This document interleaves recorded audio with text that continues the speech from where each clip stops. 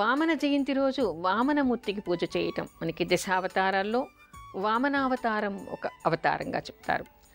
ఆ రోజు వామనమూర్తికి పూజ చేయటం, వామన చరిత్రను చదవటం వలన, వామనమూర్తి నామాల్ని స్తోత్రం చేయటం వలన, పఠనం చేయటం వలన కూడా చాలా దోషాలు పోతాయని, ఉన్నతంగా ఎదిగే అవకాశం ఏర్పడుతుంది అనేటువంటి విషయాన్ని చెప్తారు.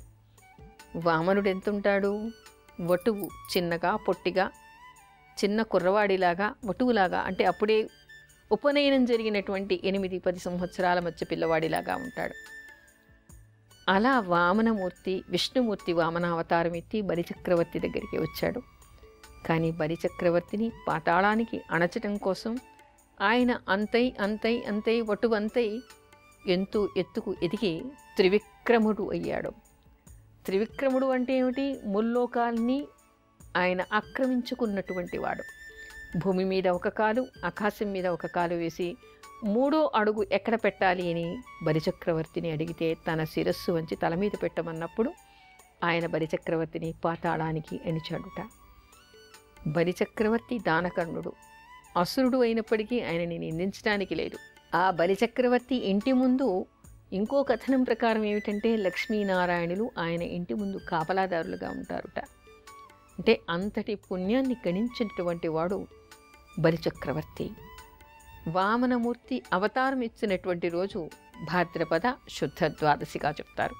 అందుకని ఆ రోజు వామనమూర్తికి పూజ చేయటం, వామనమూర్తి ప్రీత్యర్థంగా దానాలు చేయటం, వామన చరిత్రను చదవటం విశేషమైనటువంటి ఫలితం ఇస్తుంది అంటారు.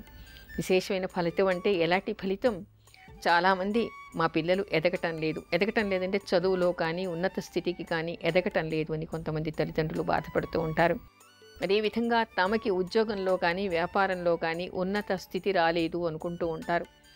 అలాంటి వాళ్ళు ధర్మంగా, ధర్మమైనటువంటి పద్ధతిలో తాము కానీ తమ పిల్లలు కానీ ఉన్నత స్థితికి, ధర్మమైనటువంటి పద్ధతిలో ఉన్నత స్థితికి ఎదగాలి అని అనుకుంటే వామన చరిత్ర చదవాలి, వామనమూర్తికి పూజ చేయాలని, వామన ప్రేత్యర్థంగా దాన ధర్మాలు చేయాలి. ఆ రోజు ముఖ్యంగా భాద్రపద శుద్ధ ద్వాదశి రోజు చేయాలి అనేటువంటి విషయాలు మనకి కనపడతాయి. అందుకని అందరూ కూడా ఈ భాద్రపద మాసంలో వచ్చేటువంటి శ్రవణ ద్వాదశి రోజు, అంటే భాద్రపద శుద్ధ ద్వాదశి రోజు వామనమూర్తికి పూజ చేయండి, వామన చరిత్ర చదవండి. ఆ రోజు లక్ష్మీనారాయణులకి పూజ చేయండి. వామనమూర్తి అనుగ్రహానికి పాత్రులు కండి.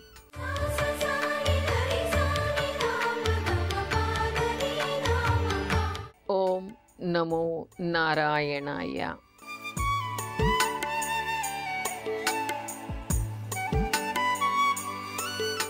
ఇది నారాయణ అష్టాక్షరి.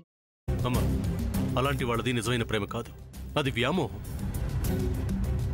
ఎగ్జాక్ట్లీ చిన్నత్త, నిజంగా ప్రేమించుకున్న వాళ్ళు అలా చేయరు. ఎంత మనసు విరిగిపోతే కన్న కూతుర్ని పట్టుకొని మా దృష్టిలో చచ్చిపోయా ఉంటుందా తల్లి?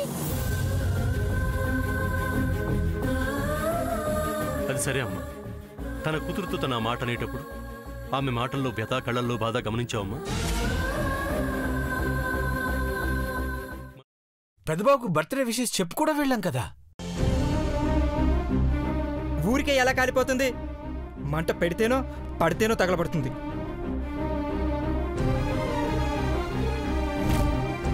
కరెక్ట్ చిన్నబాబు, నీకొచ్చినట్టే నాకు డౌట్ వచ్చింది. పార్వతే షర్టును తగలబెట్టిందనుకుంటా.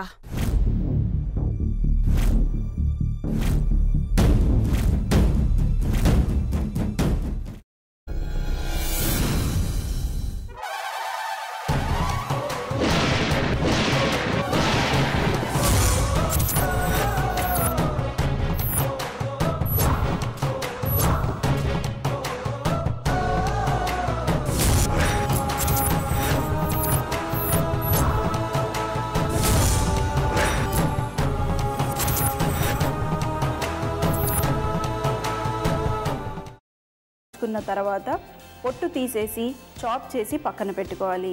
ఒక ప్యాన్లో కొద్దిగా నూనె వేడి చేసి అందులో ఆవాలు, మినప్పప్పు, శనగపప్పు, కరివేపాకు, సన్నగా తరిగి పెట్టుకున్న ఉల్లిపాయలు వేసుకుని 1 నిమిషం పాటు వేయించుకోవాలి. ఆ తర్వాత కాల్చి కట్ చేసి పెట్టుకున్న వంకాయని కూడా అందులో వేసుకుని బాగా మిక్స్ చేసి బౌల్లోకి ట్రాన్స్ఫర్ చేసుకుని అందులో తగినంత చిక్కటి పెరుగు లేదా పల్చటి పెరుగు వేసుకుని మిక్స్ చేసి అన్నంతో కానివ్వండి, చపాతీతో కానివ్వండి సర్వ్ చేసినా చాలా బాగుంటుంది.